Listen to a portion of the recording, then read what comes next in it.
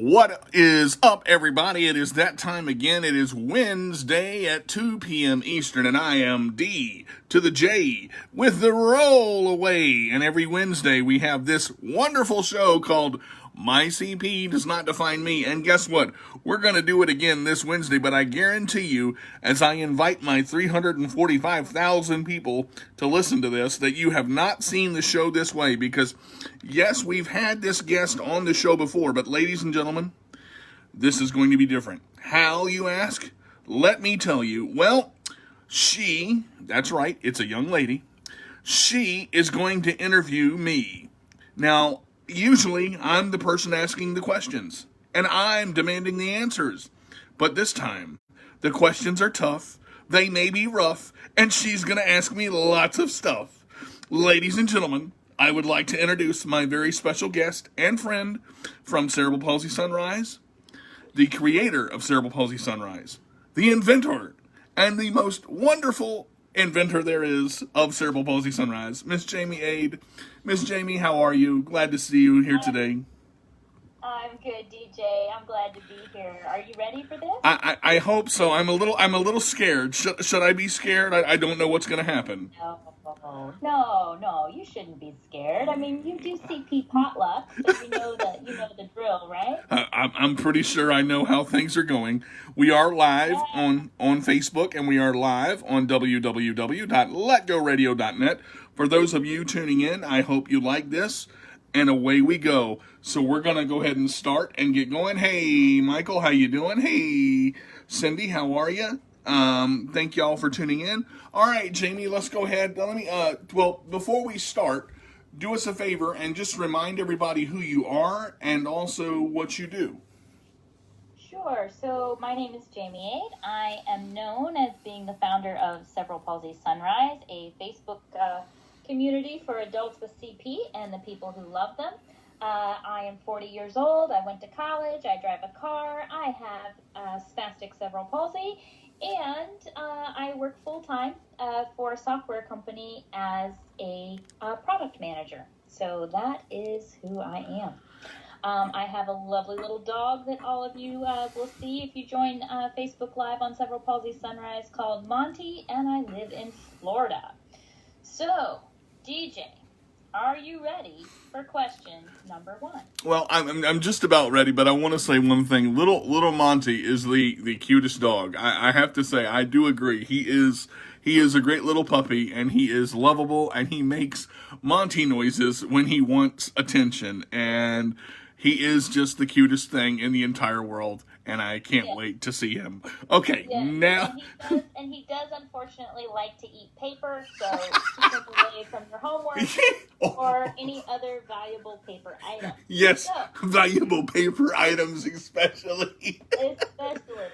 So question number 1, DJ, is, what would you say has been most impacted by your cerebral palsy as an adult?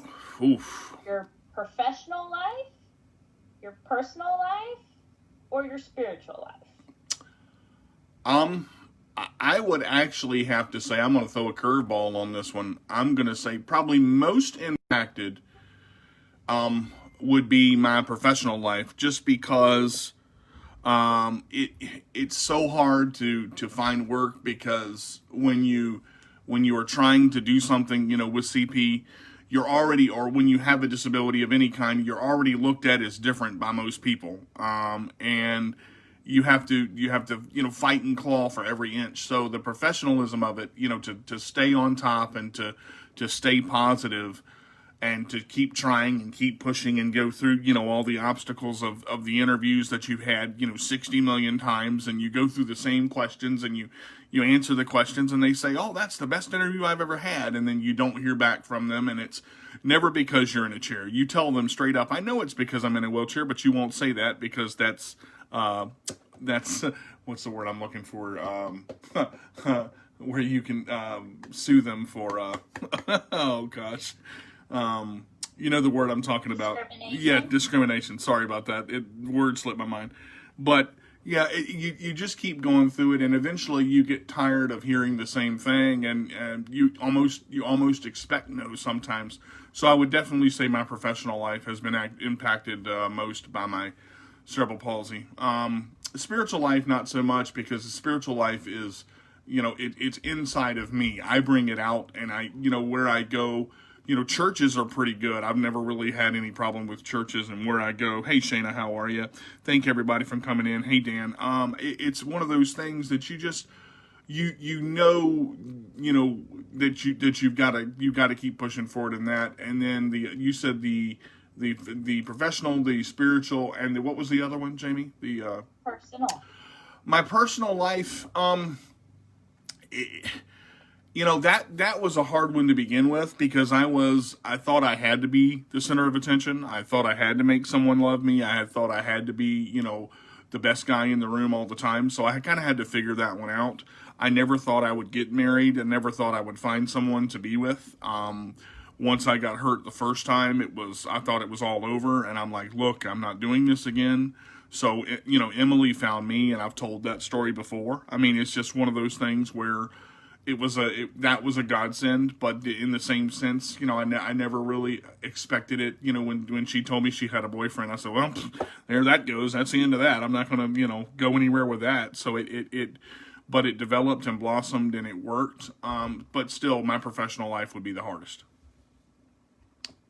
All right, so that was question number 1. Are you feeling good? I think you got through it okay. I'm a little sweaty and slightly nauseated, but I think I'll be all right. We can move to question 2 now. All right, so question number 2 is, as you know, you and I are good friends, but we have very different opinions on a lot of things, and that's been captured both in our interviews and NCP Potluck and other venues where you and I have been in the same place. Mm-hmm. This question is, you and I have known each other about a year now, and you have been an admin for Cerebral Palsy Sunrise. Mm-hmm. What's one experience or one event that's happened while you've been an admin of Cerebral Palsy Sunrise that you didn't expect? And was it good or was it bad? And I'm really glad you asked this question, because I'll tell you why. There's an event that you're doing right now for I think it's the dating series for the disabled. I love you're doing the series 1 through 5, and I think you're 1 through 6 actually, but you're posting number 5 today. I think it is. Is it 5 or 6 today? 5 today. That's right. And I actually I watch all of your videos, and I watched series number 3, and it was talking about that friendship. Friendship was actually a form of dating, and I had to watch it like 3 or 4 times, because I'm going, wait a minute. I said, friendship leads to the others, as far as, and I don't want to give it away, so you guys need to go to Cerebral Palsy Sunrise and check this series out, because it's very good. But I really believed that friendship was the first step, kind of like you said, but I never looked at it as a form of dating, and I was like, I don't know if I agree with this. But as I listened to it, and I listened to all 3 things that you said about going into the companionship and all of that, it made sense. And I'm going, this is actually pretty good, because as you've said, you've been through it, and it's just, I guess I've never looked at it that way. So even though we've had different opinions on things, or different views on things, we work well together, because I think, we're able to bring out the best in each other. And I can always ask you a question and say, Jamie, I don't understand this. Can you clarify it? Or what did you mean by? And I think even in the comment that I left, it was that, I never really looked at it this way before. Very well done, that type of thing. So it was very good for me because it was something that I had never heard before, and a viewpoint expressed in a way that I had never heard before. So it was different for me to be able to hear you explain how the friendship and companionship, and then you go into looking, when you're looking for that person, you go through those three phases, and it's like, wow, she hit the nail on the head, and you did it in about 8 minutes, and it was so, I guess the word I'm looking for is refreshing, that it made a lot of sense. And I've watched every single piece that you've done on the dating series, and I'm very excited about it. So yeah, it turned out very well. Well, thank you. Well, that was cool, and that was a good answer. I wasn't sure what you were gonna pick on that one, but that was definitely a good reflection. You've made lots of contributions to the page with your Cooking with Carter, as well as My CP Does Not Define Me, as well as just going live when you have certain thoughts or experiences. I know that you like to fish, and you've also shared that with us.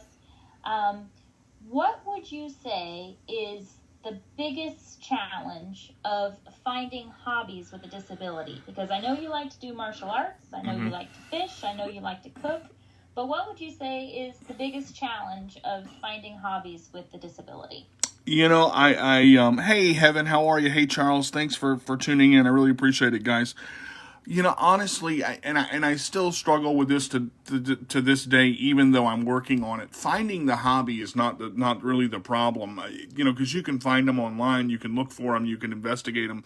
But with everything that you do and everything that I do becomes transportation, and you've got to get there, and you've got to figure out how to get there. And because I'm not driving yet, and notice I said yet as the opportune word because I am working on that, it's something that it's a stickler, and I've dealt with it for so long that I'm just trying to figure out what to do, because a lot of the public transportations are not reliable, or the public transportation here that we have that is reliable, you have to get off so many buses and get back on so many buses that it becomes irritating. And when you don't have a good sense of direction, which I just found out is a CP thing, I never realized that a sense of direction is a CP thing. And if I'm not mistaken, I think we talked about that on Cerebral Palsy Sunrise one night. I may be mistaken. That may have been Kelly's choice too. We did. Yeah, we did. And I think Jody had maybe brought us an article about it, or something that spawned the conversation when we were in Facebook Live. But I think there was an article or something that was shared, and then I think shortly thereafter you guys might have also talked about it in Kelly's choice. Yeah. That's it's just, and it's amazing how Cerebral Palsy Sunrise and Kelly's Choice interact, because it's so great to work with. And you've mentioned this before, just to kind of veer off just a little bit. There's not a lot of groups for adults with cerebral palsy. We've talked about this.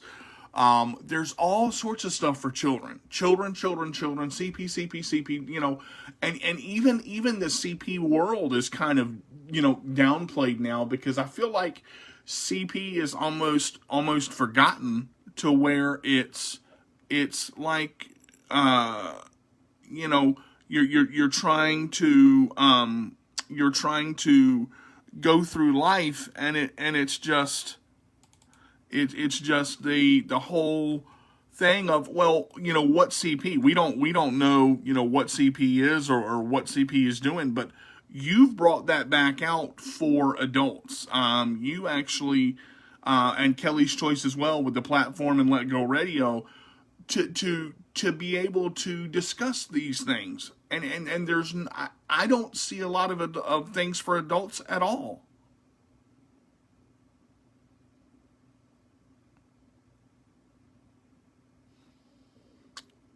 Jamie, you with me? That's true. Yeah, okay. Yep. There's not a lot there for adults. That's actually how you and I met. Is I saw an interview that you did at another location and reached out to you. Mm-hmm. And that's how we met. Yeah, there's not a lot for adults out there. It's slowly changing. Even in the time that we've had Cerebral Palsy Sunrise, there's been more adults that have been inspired to, share their stories or share their contributions. So we have more than we had when we started, but there's still room for plenty more. Exactly. So, DJ, you live in Virginia. Correct. Mm-hmm. I live in Florida. We've both been in quarantine-ish conditions for a while now, since about end of January, because you and I both went into quarantine, at the onset. What do you think has been the most interesting thing that you've either learned about yourself or your housemates while in quarantine? Great question, by the way. This question I'm going to take a twofold on, because the most interesting thing is that and this may irritate a lot of people, and that's not my goal, but I'm going to be honest. Quarantining is a simple thing. It's not simple to do it, but it's a simple thing. When we're told to stay home and stay in the house, all we want to do is go outside. When we're told to go outside, all we want to do is stay in the house. When we're told to come inside, all we want to do is stay outside. And to actually quarantine yourself so that you don't get sick is my family, my housemates, my wife and my roommate can do it no problem. It's we don't go out a lot. I mean, because it's not safe to do so, and we have the mindset of, look, we don't want to get sick. We don't want to give it to other people, because it's not just us that we're affecting. It's everybody around us, and it can spread very easily. So for us, the coolest thing that I've learned about all of us together is that we have the same views, and we're not trying to push each other to stay home to where we're all fighting and somebody's going out when they're not supposed to or not wearing a mask. It's a simple thing to do. But I think the most complicated thing is when you get frustrated and you start looking at it as, I can't. There are ways to do things. You just have to figure them out. There's, you can still talk to people. You can still call people. You can still visit with people, but you have to do it on Zoom. You have to do it on Skype. You have to do it on Facebook Live. You have to call people on the phone. You can't just sit there and text people back and forth. You can do that, but you're not seeing them. So you have to find new innovative ways to do things. For instance, we just did Miss Edwina Wilson's birthday party live on Zoom. It was a birthday call, and we got 15 people to wish her a happy birthday and sing to her happy birthday through Zoom. It was one of the most innovative ways to have a birthday party. So things are there and in place. You just have to do it, and you find out really what you want to do and where your heart is to be able to do something. To be able to do something you want to do. All right. Well, that makes pretty good sense. So, based on the fact that I think you're getting ready to have a birthday here coming up, right? A couple months. And it's a pretty big birthday. Mm-hmm. Big round number. What is your aspiration or goal for the second half of DJ Carter, the second chapter of DJ Carter? Because we're now officially giving up that whole youth portion and moving into the 100% adult version of ourselves. I'm getting old, is what you're saying. Yeah. So what's your vision or what's your goal for the second act? I want ever since I got the brand My CP Does Not Define Me. Thank you to Edwina Wilson for that, for pushing me and getting me to that point. It's amazing because I have to keep pushing my brand, and I have to keep reaching people. My second act, I want to influence as many people positively um, as I possibly can, because my goal in my life is to explode DJ Carter, and my CP does not define me. And a lot of people are not going to understand that because they think it's just a show about cerebral palsy. It is. It is about cerebral palsy, but it's about the differences in cerebral palsy that the world sees. See, here's the thing. We are disabled people in an able-bodied world. And I'm going to say that again. We are disabled people in an able-bodied world. And you've got to be real careful with that, because the world doesn't see us as the same. We're already looked at as different because of our disabilities. We're already looked at as different because of the way we do things, the way we look, the way they see us. My goal for the second act of me, and to push my CP does not define me, is to get people noticed, disability or not. And I want them to come out of their boxes much like I have. Because I want to expand, I want to grow, I want to be not necessarily a social media icon, but I want cerebral palsy to be a social media icon. I want it to be realized as a normal and an okay, basically, for the second act, if that makes sense. Yeah, that makes sense.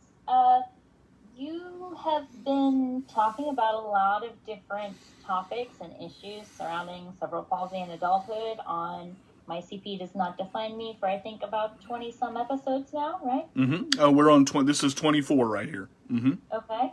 So what are 2 or 3 major topics that you would like to broach that you haven't touched yet? Well, there's a couple coming up. And honestly, I coming up in around Thanksgiving, the day before Thanksgiving, I'm doing a show on the 25th about a young man and his father that shares his story of how he was paralyzed from the neck down in an accident, and the story of his life and his son just really touched me when I heard it. And he hadn't got his story out yet. Their names are Fisher and Ronnie. They have a podcast and a YouTube channel. Really, really good group of people. But honestly, it's the story of life that I really haven't broached. And when I say that, every story with everything that I do is new. Every topic, even if we've heard the topic before, I want to make the topic new. I want to make the topic exciting. It's just like you interviewing me today. A lot of my shows have been this topic, this topic, this topic. When I brought up the idea of you interviewing me, sure, you know me, but there are questions that you haven't asked me, and there are questions that I haven't asked you, and it's different. I want to captivate my listeners. I want to captivate my audience to realize that there's nothing that I won't talk about on this radio show. I'm going to keep it clean, and I'm not going to, cuss your head off or be vulgar about it. But I'm going to talk about the things that aren't a problem. Now, I've got a comment here. Charles says this: I have a huge question. I'm having a huge issue with having a mask on and people understanding me due to my speech issues. How? Let me see what he said. How can I fix that problem? Thanks. All right, Charles, there's a couple things. I just want to answer this in the best way that I know possible, and I apologize for not reading the comments of my audience that have been coming in. The first thing I would say is you remember to slow down, because that's a lot of people when they're talking, especially with CP, they're having to force the words out. You can also try a communication board. You can try, that way, it may come out a little more clearly. You can try different communication devices that are out there that can help translate your speech. Jamie, do you have any thoughts on that, maybe, as far as something maybe? They do have masks that have the mouth area clear for the hearing impaired. So I would suggest maybe looking on Amazon for a mask that has a clear mouth area. That might help if people can see you speaking. That might help a little bit. It might also help not muffle the sound as much. But I think DJ's on the right track. Try and know ahead of time what sort of questions you may be asked and have some answers ready, either with a pen and paper or tablet or cell phone, whatever the case may be. If you know that there's questions you need to ask or answer, I would try and prep as many of those as you can. It's extra work, but it makes things go quicker in the process. And then, you're just going to have to be patient. Unfortunately, there's no perfect one arrow answer for that one. So I think it's a combination of tools, maybe a different type of mask, and just being patient.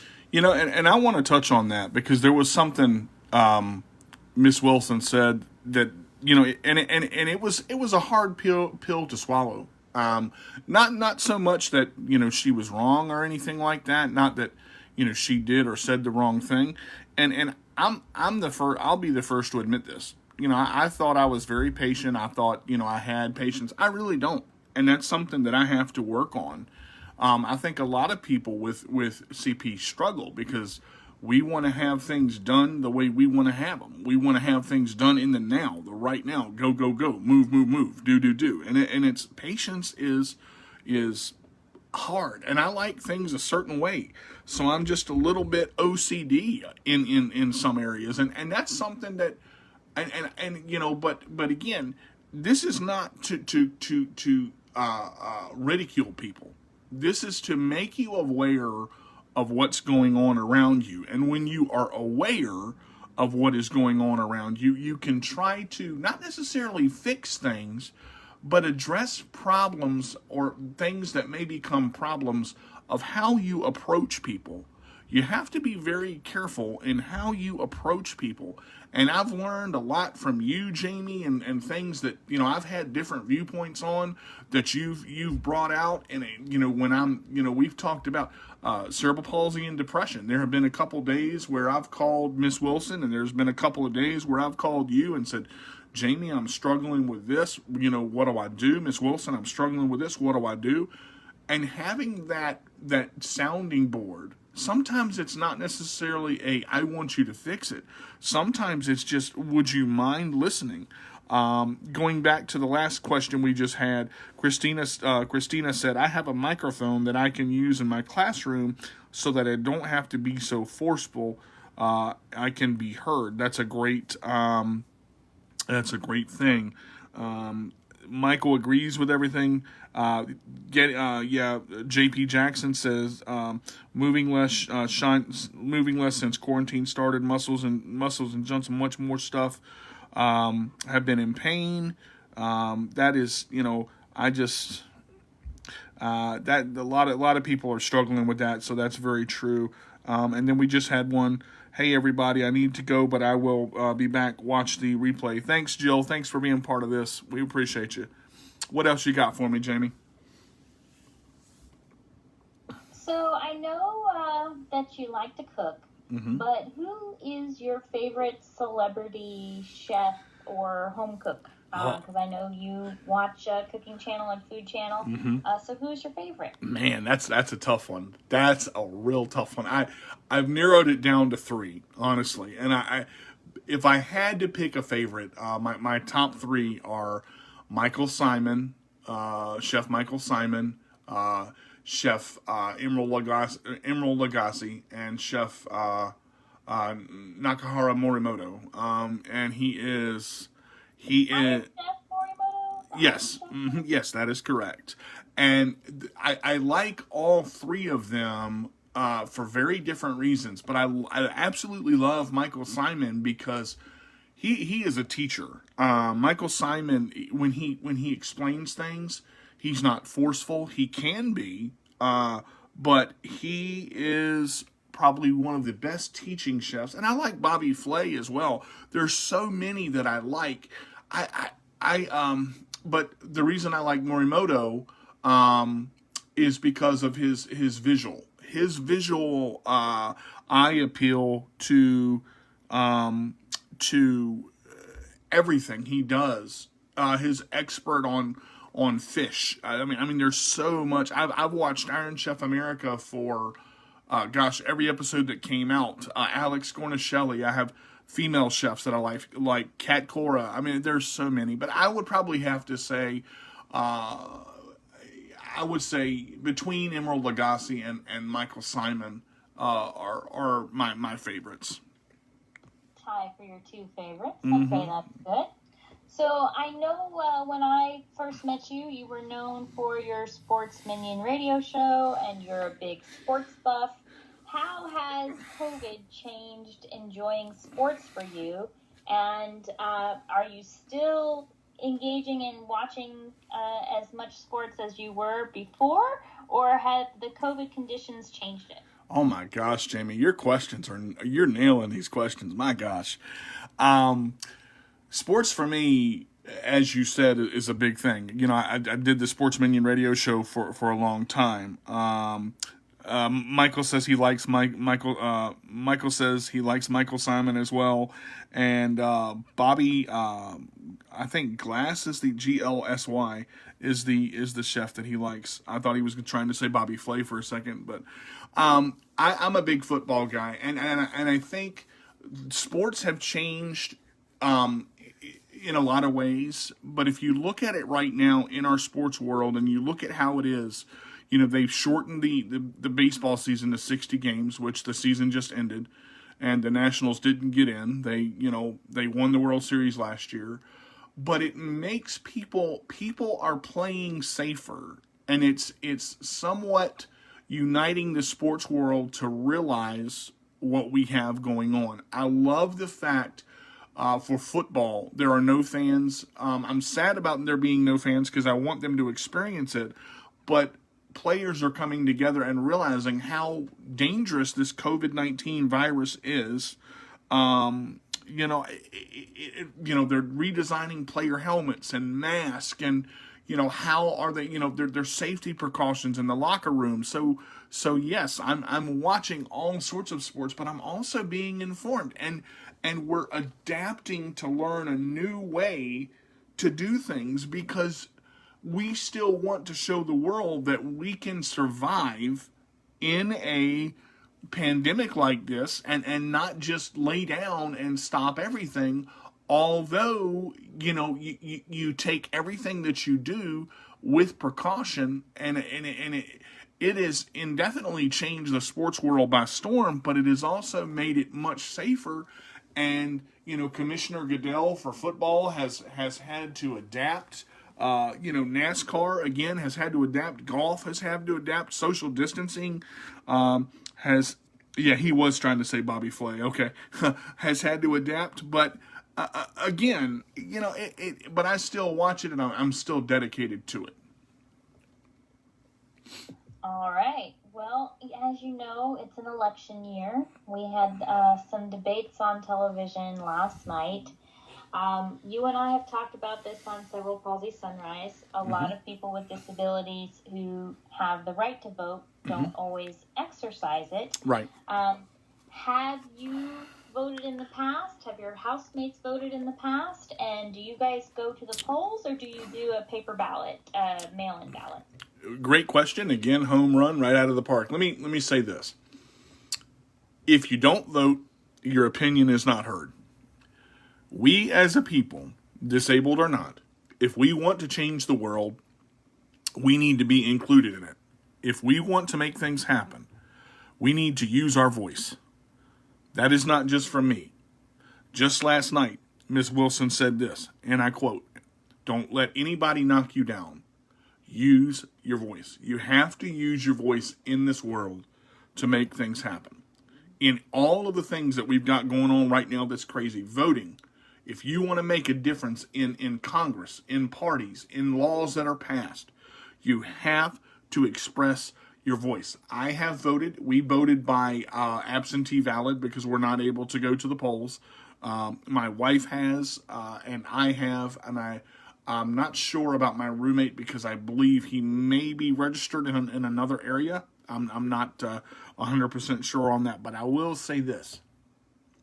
They say that the squeaky wheel gets the oil, and they say that, you say that people say they want to be heard, but when it comes to voting, I believe in 2016, 60% of people voted. And how can you change the world, and how can you make a difference if your voice is not heard? If you sit on the sidelines and don't do your job to vote and to be heard, you're not going to be, and it is going to make a difference on you. There are issues, with our health care that is going to be affected depending on who is elected. And you have to look at things like Medicaid, Medicare, all of that for us could be taken away. And if we don't vote and we don't use our voice and our expressive behavior to get ourselves noticed, something can change without us doing anything about it, because everybody else may vote against us. There are millions of people, that are disabled all around the world. If we come together as a community, as a people, and we vote and we make a difference in what we want, we can be heard. But if we don't use our vote, if we don't use our voice and vote and do what we need to do, we might as well just sit on the sidelines, because ain't nothing gonna change.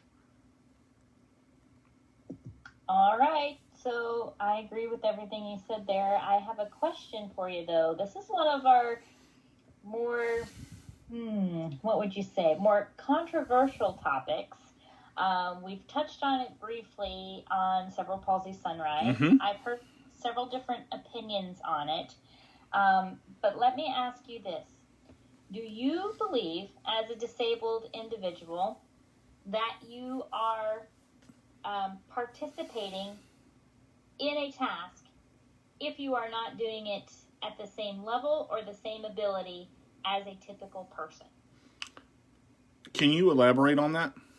Sure. So there's lots of adaptive activities for people with disabilities. Mm-hmm. And sometimes people say, well, nope, they'd rather find an activity that they can do 100% of rather than doing an adaptation or part of. Mm-hmm. Are you someone who would rather do whatever portions you can and still participate in that activity? Or are you somebody who would rather find an activity that you can do 100%? You got me on this one. This is the one that's probably going to be the hardest question I've ever had to answer. I struggled with this in school. I really, because I had a lot of adaptive things that were done for physical education. I had a lot of adaptive things that were done, with field day and track and field and Special Olympics and things like that.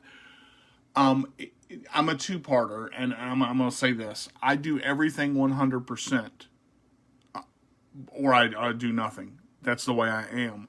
But I have learned in martial arts, I have learned in life, I have learned in going through and getting older and getting all these gray hairs that are spouting up in my head.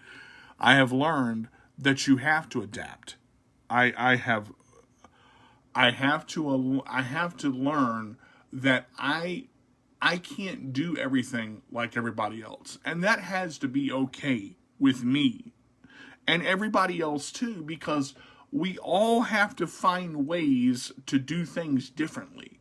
But the point is that we do the best we can with what we have, and we give all that we can give in what we do, because that is a reflection of us as a person. Okay? I can't speak for everybody on this, but I can speak for myself and say that I know, what my life is about. And I know that climbing a 27-foot tree at Camp Eastersill was an option, but I ain't going to do it without the cables and the things that I had to help me. So there are adaptions that you're going to take, and there are adaptions that you're not going to take. There are things that you're going to need and things that you're not going to need. But the point is, You have to look at the situation, evaluate it, and make it work for you. You have to take the situation as a whole and say, okay, this is going to be hard, but it's not impossible. And you look at ways to get it done that suit you and that fit for you. So yes, I will take adaptions on some things, but I will still give my all and give 100%. I hope that answered that question well. Yeah, I think it did. Okay, so the other controversial topic that you and I broached on, I think it was in the part 2 of when you interviewed me, is defining and or labeling yourself as disabled.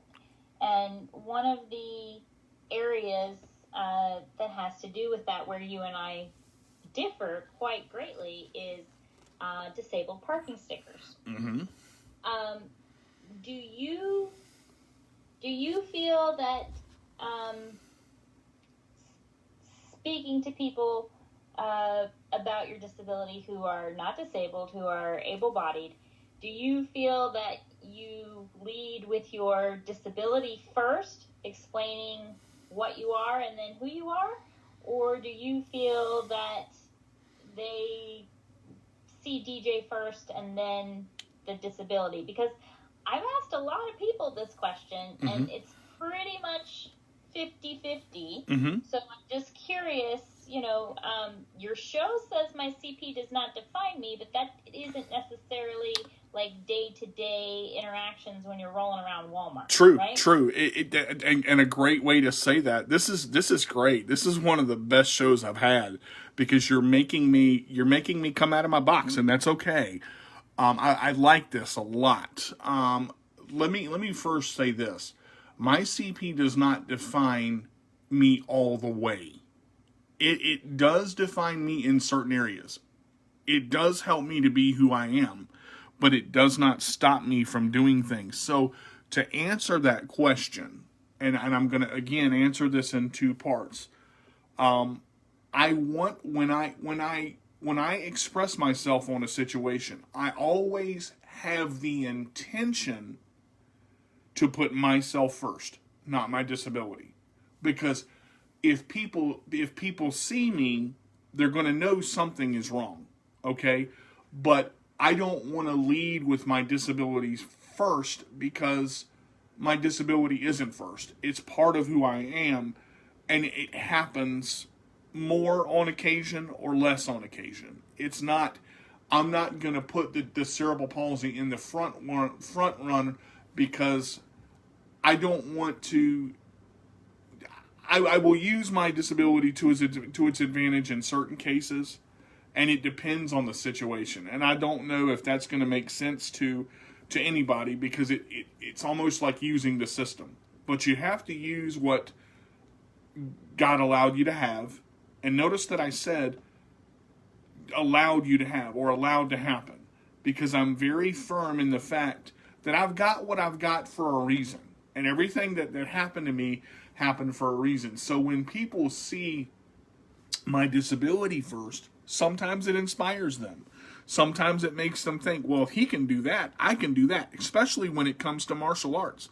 That is a great forefront to put the disability first, where they see, wow, he's in a chair and he's whipping butt and taking names and he's all out of paper.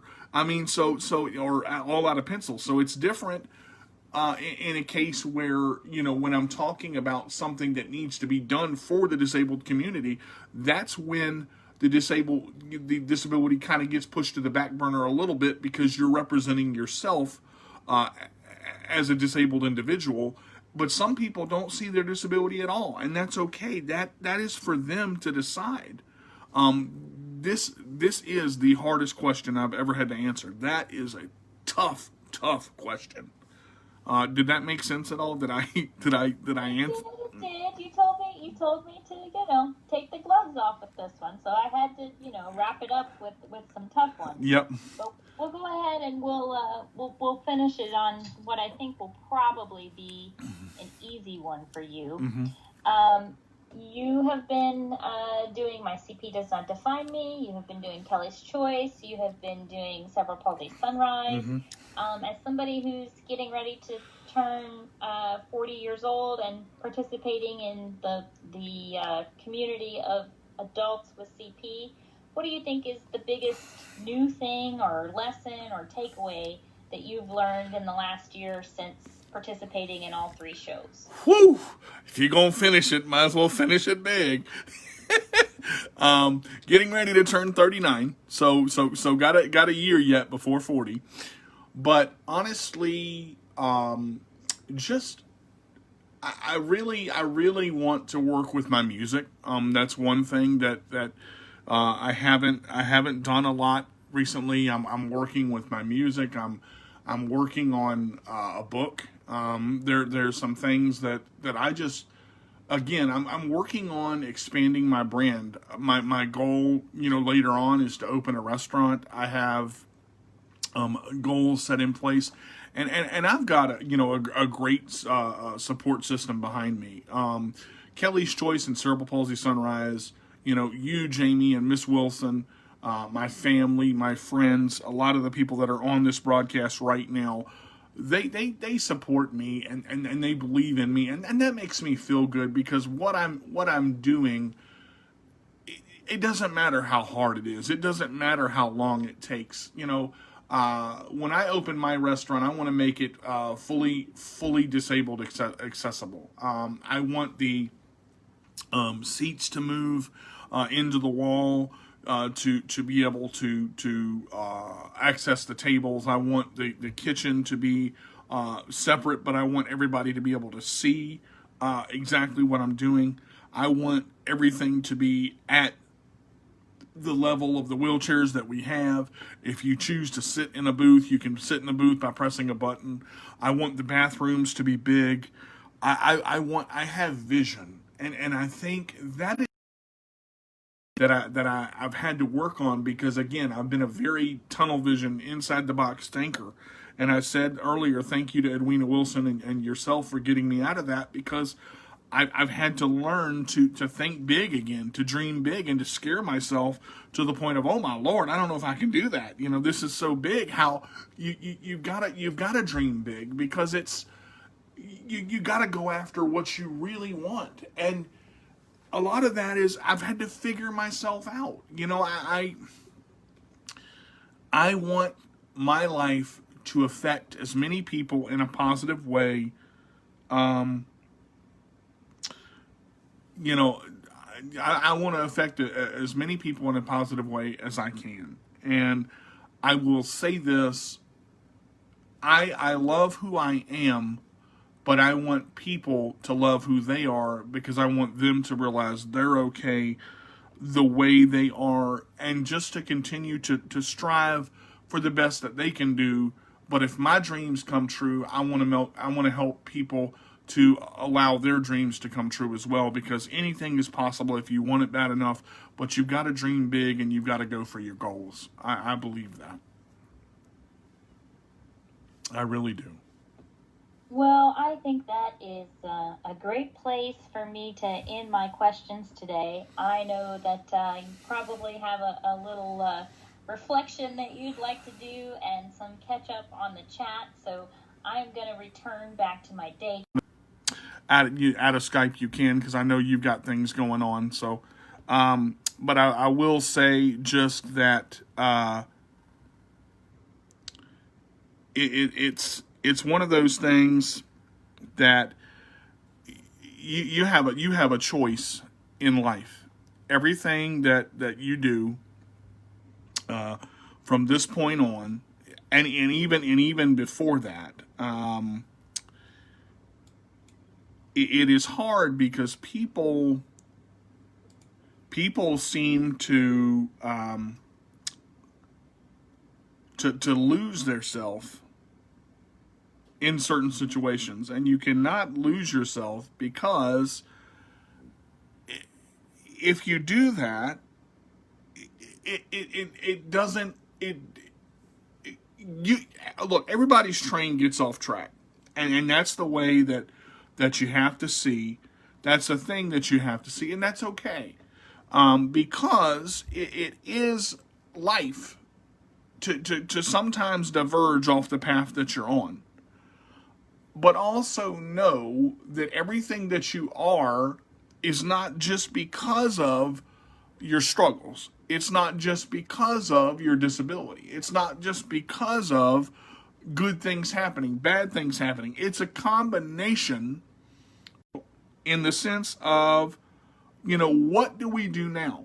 So let me say this to go ahead and end this. My internet just went out, so I am on Facebook Live, and I just lost the Let Go Radio connection. So you can reach me on my new blog, which has been updated. It's been shown 85 .wixsite.com, and also it is /mysite1. That is the blog that I have. I'm on Instagram at mycp does not define me. I'm on Twitter at mycp does not define me /Minion Sports. So I am available for that. I just, like I said, this is a powerful thing, and I really enjoyed this show. I'd like to thank everybody for watching, for being part of this. It was an amazing thing, and I really believe that this was exactly what it was supposed to be. One thing that Edwina Wilson always says is the people who are supposed to be here will be here. The people that are supposed to be where they are at the time is exactly what's supposed to happen. And I've got to continue and say, look, all of the things, you're going to have things that happen. You're going to have calls to drop. You're going to have internet to go down. You're going to have the enemy try to get in there and try to knock you on your butt. And sometimes you're going to fall. But understand, everybody has to fall. Okay? Not necessarily hit rock bottom. Some people do hit rock bottom. Some don't. Some struggle with that, and that's okay. Understand that that's all right. It's all right to struggle. It's all right to get to the point to say, I don't know if I can do this. But the point is, you can't stay in the situation that you're in with all negative. You got to find positive somewhere. Got the internet back up, and we're live on Let Go Radio once again. For my listeners that are tuning back in, I apologize about that earlier. The audience that I participate with, they all comment, and they all listen, and they all send things to me, and it makes me happy because what I'm doing is affecting this in the right way.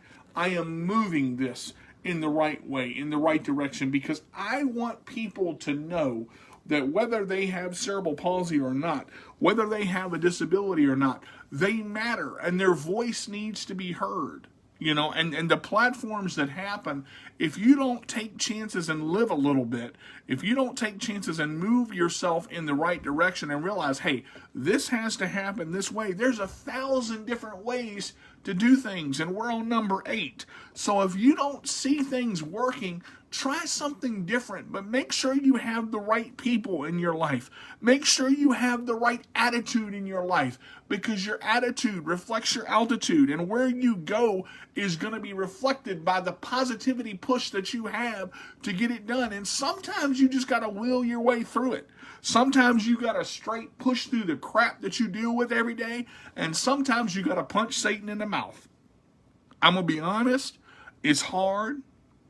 And people are going to tell you no. People are going to tell you you can't. People are going to tell you you won't.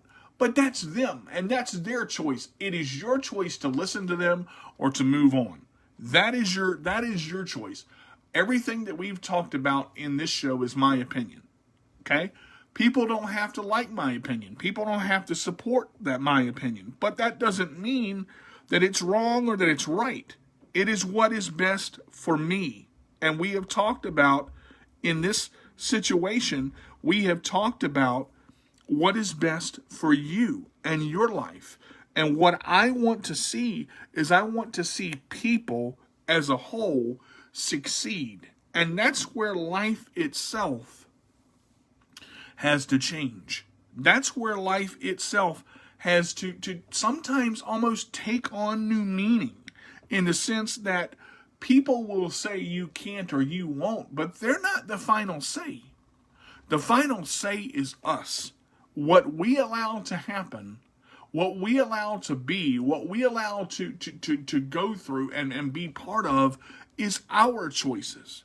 And we as a people have to stick together and understand that just because a person is technically disabled or has something that they're struggling with, that doesn't mean that they're so different from us that we can't talk to them, that we can't be part of their lives, that we can't, say hi to them and make their day by including them in an able-bodied activity, if you want to call it that. But there's no such thing as a disabled activity or an able-bodied activity. We just sometimes want to be part of it. And that is not a bad thing.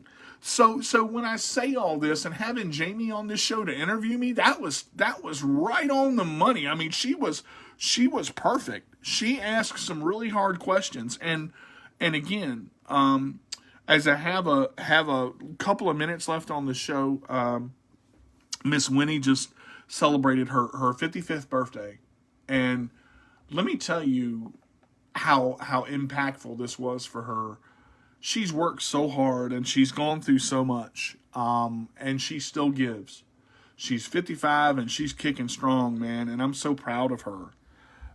She loves people, she loves God, and she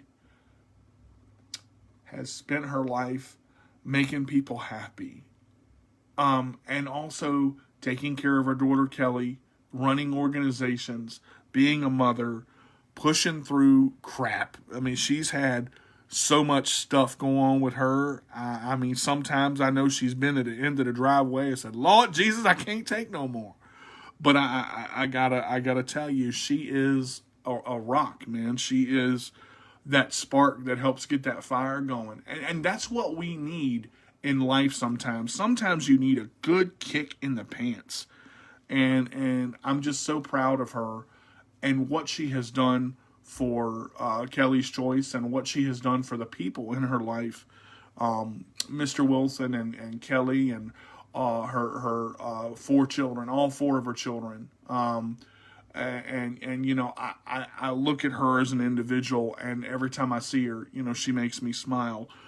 And the one thing I want to close with, and she always says this, I covered this earlier in the show, but it meant so much. We talked last night. Use your voice, folks. Let yourself be heard. Don't let anyone intimidate you. If you believe something is not right, if you have a feeling about something not being right, speak up and let people know, because if you don't, no one else is going to. None of us deserve to be trampled. And I'll tell you what, if there's one thing Edwina has taught me, is to stand up for myself. I'm sorry, but that, and I'm being totally real here. This is not, and as I said, when I do this show, it's very real and it's very true to me, and the people that listen. So, guys, thank you for listening to My CP Does Not Define Me. We will tune in next week, Wednesday at 2:00 Eastern Time, for My CP Does Not Define Me, episode 25, halfway to 50. All right, baby, if you can't be good, be bad, but be good at it. This is D to the J with a roll away, saying see you next Wednesday. 2 up, 2 down, Grandmaster Jack Dart. Peace.